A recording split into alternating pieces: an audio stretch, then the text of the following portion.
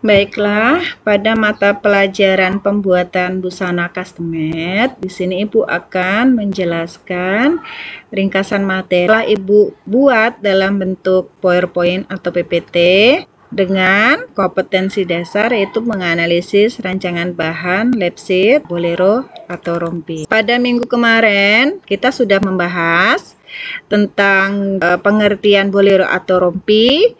Setelah itu ciri-ciri bolero atau rompi, dan pada pembelajaran kita kali ini kita akan masuk ke dalam kompetensi dasar, yaitu menganalisis rancangan bahan lap sheet, bolero atau rompi dengan indikator pencapaian kompetensi 3.13, menguraikan bahan utama dan penunjang untuk pembuatan bolero atau rompi, dan 3.1.4, menyimpulkan model desain bolero atau rompi. Dengan tujuan pembelajaran: 1. Melalui diskusi dan kerja kelompok serta tayangan PowerPoint atau PPT, peserta didik dapat menguraikan bahan utama dan penunjang untuk pembuatan bolero atau rompi.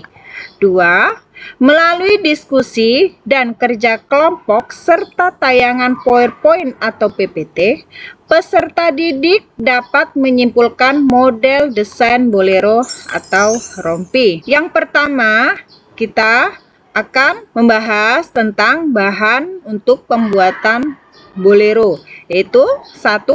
Katun dan batik.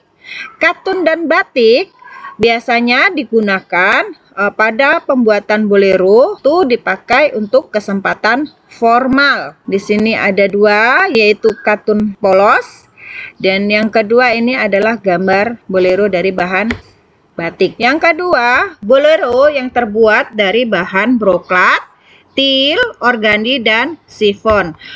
Bolero yang terbuat dari 4 bahan ini biasanya digunakan untuk kesempatan pesta. Bolero yang terbuat dari bahan broklat.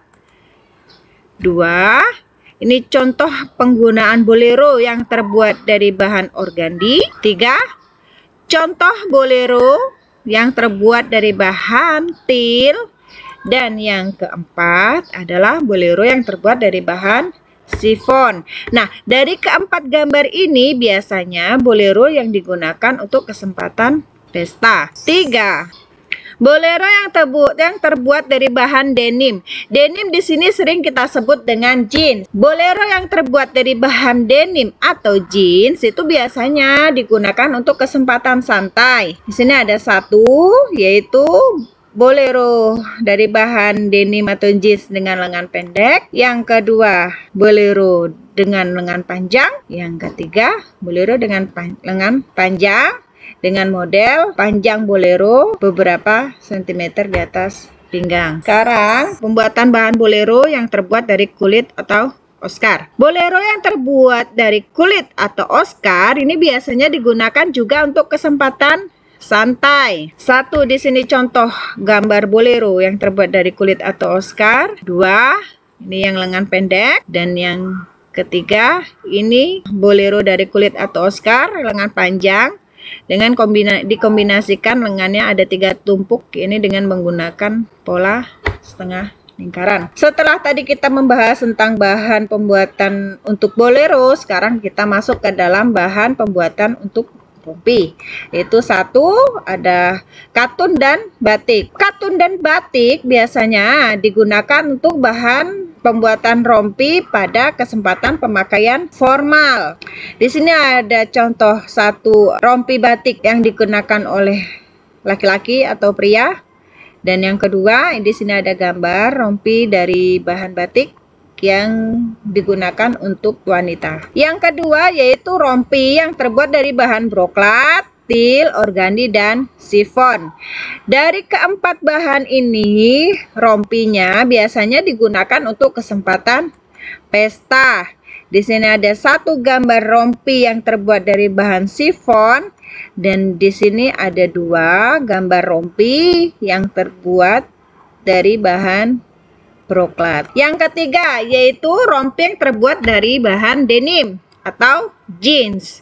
Rompi yang terbuat dari bahan denim, ini rompi yang biasanya digunakan untuk kesempatan pemakaian santai. Di sini ada satu gambar rompi untuk wanita dari bahan denim, dan yang kedua di sini ada gambar rompi dari bahan denim untuk pria. Yang keempat yaitu rompi yang terbuat dari kulit atau Oscar.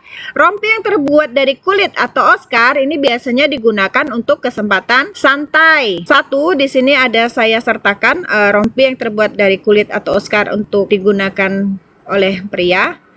Dan yang kedua, di sini adalah contoh rompi yang terbuat dari kulit atau Oscar yang digunakan oleh wanita. Setelah tadi kita membahas tentang bahan utama rompi dan bolero, sekarang kita masuk ke dalam bahan penunjang pembuatan bolero atau rompi.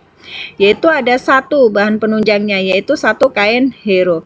Kain hero di sini biasanya digunakan untuk lapisan dalam atau furing. Di sini contoh gambar kain hero, dan ini tekstur dari bentuk kain hero tersebut. Kedua, bahan penunjangnya yaitu ada renda atau garnitur busana yang biasa digunakan sebagai hiasan pada bolero atau rompi. Di sini ada 4 macam model renda yang biasanya digunakan pada bolero atau rompi. Dan ini ada garnitur busana. Garnitur busana di sini adalah manik-manik atau bisa juga dipakai payet.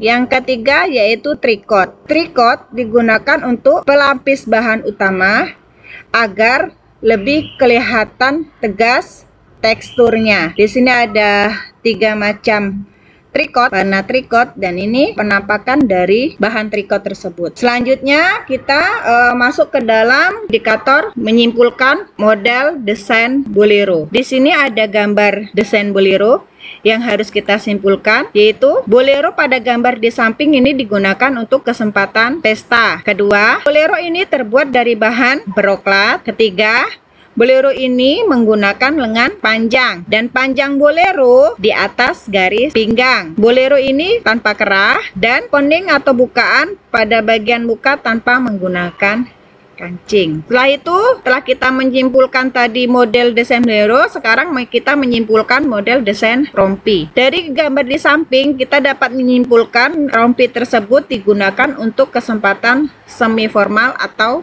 formal. Kedua, memakai saku vest. Yang ketiga, panjang rompi beberapa sentimeter di bawah garis pinggang. Yang keempat, rompi tersebut tanpa kerah. Yang kelima, pada rompi ini pada opening bagian muka menggunakan beberapa kancing. Baiklah, sampai di sini materi kita yang sudah Ibu jadikan di PowerPoint. Ibu ucapkan terima kasih.